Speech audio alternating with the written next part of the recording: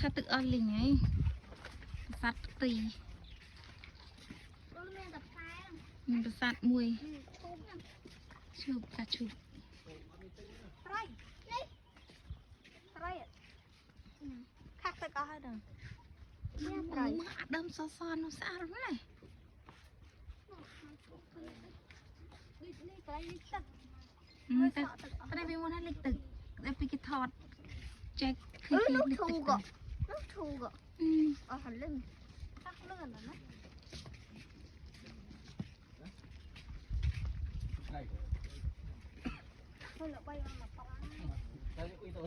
ស្ងាត់ណាវាអត់មានទឹកទេអុយទៅណាបានមានទឹកទេយើងធ្វើមកទៅណាអូណាបាទសាធុទៅដើរទៅ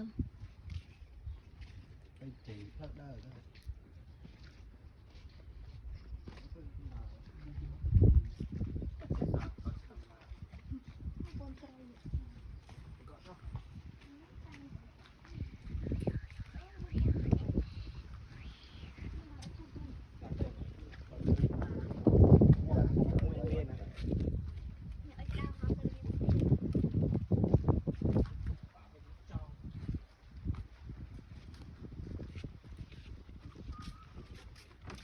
បី